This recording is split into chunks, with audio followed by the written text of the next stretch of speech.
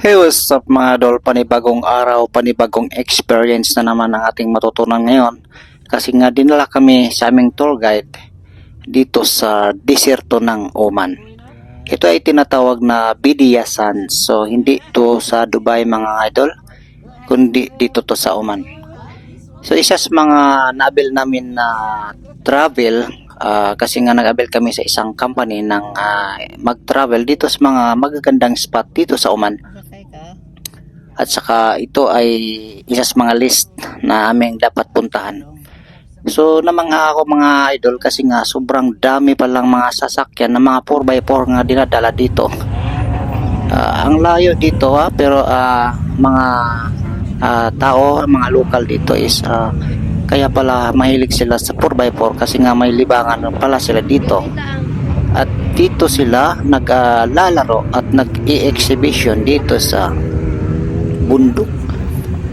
May bundok kasi nga dito, parang sa pagkakaalam ko is may car show sila dito before.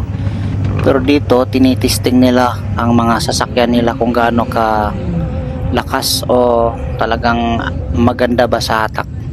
So dito sila masaya, kaya karamihan sa kanila ay andito at inaakyat nila yung mga sasakyan dito sa bundok.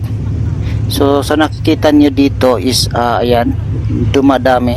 So ang iba is nanonood lang, marami yan, napakarami. Hindi lang aabot yata ng 100 mahigit. Kasi nga dumadating sila habang para pahapon ng pahapon, lalong dumadami ang paparating. So safety naman kasi nga may police din na nag-roving, nagro-ronda palagi sa mga nagmo-monitor sa mga aksidente. So sa taas nito mga idol is mayroon din yung parang monitoring, yung parang sasakyan sa pang taas, isang activity din na parang sa himpapawid. So napakaganda din ni Abel, kaso siguro may kamahalan. So ayan, nag-i-exhibition na yung karamihan dito, paakyat ang ilang mga sasakyan. Kung baga kinokondisyon nila at talagang ang iba is nag-upgrade para naman yung sasakyan nila is malakas talaga sa hatak. Gusto ko sanang sumakay paakyat dito, pwede naman kung may kakilala ka or pwede kang sumakay sa sasakyan pataas. Kaso yun, nanibago lang tayo kasi nga first time natin na nakapunta dito, kaya tamang panood lang tayo dito sa baba.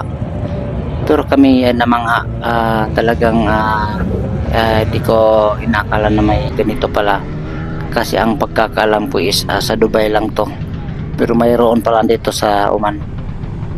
Kaya kung ikaw idol is isa sa mga travelers dito sa Oman, ilista mo na, ikasa mo na at magpalista dito sa Extreme Travelers Oman, isa sa mga company na nag-abil at nagtutor dito sa mga magandang spot dito sa Oman.